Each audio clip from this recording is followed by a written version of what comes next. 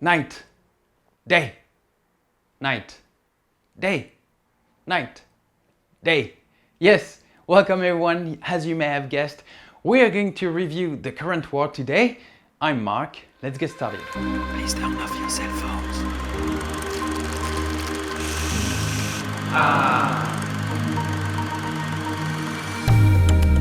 Yeah, the movie was initially out in 2017 during the Toronto Film Festival, but it came out in the middle of the Weinstein scandal.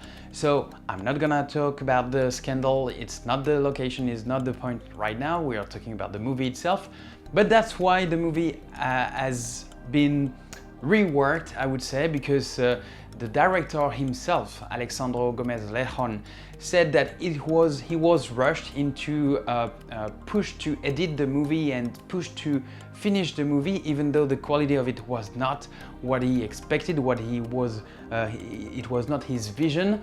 So the movie finally came out in 2019 with 5 more scenes, and we are going to see that these scenes are really important in the story that I'm going to explain to you right now. Yeah, the story is about the 3 inventors, Thomas Edison, George Westinghouse and Nikola Tesla, who actually is about the current war, the war of the current, you call it as you wish, the struggle, the conflict, the battle between these 3 inventors, to know who will be able to supply and provide the best system to power the modern world as we know.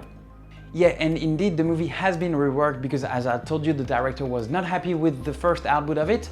So what happened is that he added the 5 scenes where actually were not shot initially. They added more with the scenes with Nikola Tesla. It really adds some links between the characters. It adds more to the struggle. The 5 scenes with Nikola Tesla have been added, filmed after the first output in 2017, and it gives more sense to the story. Like, it really emphasized the role of each character in the movie, and I really liked it. So who are the main characters of the movie? We have George Westinghouse, played by Michael Shannon. We have Thomas Edison, played by Benedict Cumberbatch. We have Nikola Tesla, played by Nicholas Hoult. And we have Samuel Insull, played by Tom Holland. It's funny because we have like DC Comics versus Marvel, like, because actually Michael Shannon played in Batman vs Superman. We have Doctor Strange. We have Hank the Beast in X-Men, and we have Spider-Man. So yeah, it's kind of funny. And I remember one scene of the movie where actually we had Benedict Cumberbatch and Tom Holland discussing at the same table, like Thomas Edison and his assistant, discussing about all electric system and so whatever would power the modern world and so on, discussing about their invention. So it's like basically you have Spider-Man and Doctor Strange talking about electricity at the same table back on the previous century. So it was kind of fun to imagine that in my mind when I was back in the theater to watch the movie. So yeah, I liked it. It was fun. Yeah, we do have a specialist of this kind of character in the movie, because Benedict Cumberbatch is not only known for his character as Doctor Strange in Marvel, you know, he is like a real specialist, because he was also the one who played the character of in the Imitation Game of the inventor who invented the first computer during the World War. So it's like he has this specific skill to play the guy in his own mind and go into going 100% into his goal.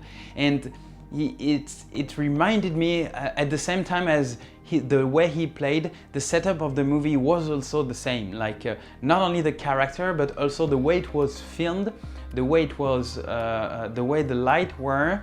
It was really worked as a vintage look that I really liked, because it really bring you another atmosphere. And what I need to say is that the executive producer of the movie is Martin Scorsese. So yeah, when you just say Martin Scorsese, you almost said everything. So okay, I don't need. Bye bye. It's the end of the review. See you. No, I'm kidding. But What I'm saying is that Martin Scorsese has really this skill to emphasize each scene with or the character, or the light, or both, or every element that builds the set, builds the picture of it with such an energy that it's not only the story that is told by the characters, it's also the story that is told by the set itself. And it brings the movie to a whole new dimension that makes it like standing out compared to other movies. The only detail I would have changed is like some scenes are maybe too long sometimes, so I would have shortened them a bit. But but this is what they decided to do, and it's really great like this. I really appreciated the fact that they did not emphasize much, they did not shift much of the story itself. But then they focused on really the character, the personality of the character themselves to show the struggle of the story, the link between them, how the story goes further with that, and it's a really nice dimension they gave to the movie. It's Martin Scorsese, yeah. So the ranking of today with the podium hasn't changed. We still have in third position Avengers Endgame, in fourth position Rocketman. In second position we still have our Spider-Man Far From Home, and for weeks now we still have in first position Fighting With My Family. The overall ranking has changed a bit. We now have in fifth position The Current War. So the flop movies don't change either. We still have the ranking in third position Pokémon Detective Pikachu, in fourth position Anna. In second position we still have Godzilla King of the Monsters, and in first position, now remaining for weeks, you get used to it now, X-Men Dark Phoenix. So now you know our review, we go way above the story itself of the movie. We try to rebuild all the surrounding, all the characters, to understand how it has been built and all what makes the movie being what it is. So if you like the video, thumb up. Even better, you could subscribe to the channel so that you can go and watch other reviews, and even better, ring the bell so that you get notification for the next release of new videos on the channel. And for me, I still have one more thing to say, is that you may share my opinion about the movies, you may not share my opinion about the movies. It doesn't matter. The point is you make up your mind and go to watch one of these movies, maybe all of them, even better. And for me, I tell you, see you in the next review. Bye bye.